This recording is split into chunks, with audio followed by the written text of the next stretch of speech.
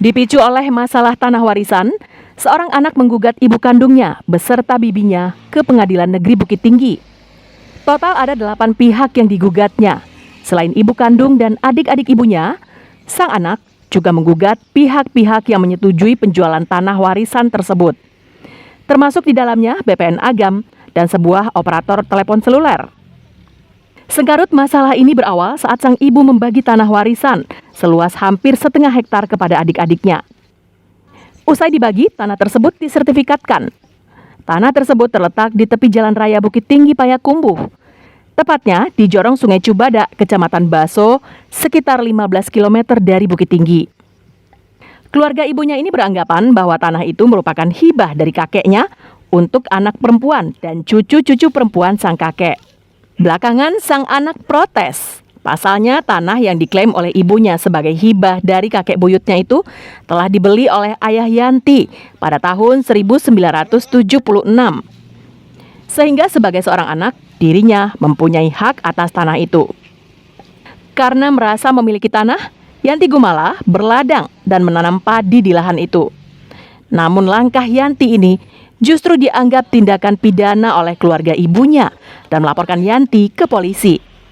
Dalam persidangan, Yanti dinyatakan hakim tak bersalah dan divonis bebas pada tahun 2020 lalu. Sebenarnya orang tuanya, tapi bukan orang tua sendiri dan banyak lagi yang lain. Kalau orang tua sendiri tidak mungkin kami gugat. Ada 8 tadi? Ya, kalau orang tua sendiri tidak mungkin digugat. Ini karena hak sudah beralih ke yang lain. Ini masih hidup, yang penjual masih hidup. Nah, dan salahkah anak apabila memperkarakan makam bapaknya di tanah yang dibelinya oleh orang tuanya?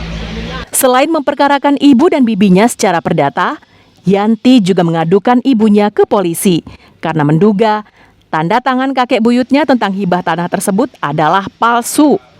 Terkait hal itu, kuasa hukum sang ibu telah mengajukan penangguhan kasus pidana ke Polres Bukit Tinggi. Karena sesuai surat edaran Mahkamah Agung, jika sebuah kasus perdata sedang berjalan, maka kasus pidana dengan objek yang sama harus ditangguhkan. Kemarin sudah melayangkan surat kepada Polres agar proses terkait masalah ini yang berhubungan dengan klien kami ini itu harus ditangguhkan dulu sebagaimana surat edaran Mahkamah Agung. Ya, seperti itu. Sedangkan Majelis Hakim Pengadilan Negeri Bukit Tinggi yang menangani kasus ini Jumat pekan lalu melakukan sidang di tempat untuk memastikan keberadaan objek yang diperkarakan. Tujuan kedatangan Majelis Hakim ke tempat persidangan adalah untuk memeriksa yang pertama, ada tidak objeknya dulu. Kita sudah bersidang-sidang, ternyata objeknya tidak ada. Ada dulu. Yang kedua, kita lihat dulu sesuai tidak batas-batasnya sebagaimana apa yang kata pihak. Sejatinya, kasus soal tanah warisan ini tak harus berujung ke pengadilan. Apalagi yang digugat tersebut adalah ibu kandung dan etek sendiri. Mencuatnya kasus ini merupakan bukti jika Ninik Mama yang seharusnya menjadi penengah dalam sebuah keluarga telah kehilangan peran. Sri Louis melaporkan dari Bukit Tinggi. Ini sisi sebelah selatan, kita boleh kita katakan dan kita berjalan tadi.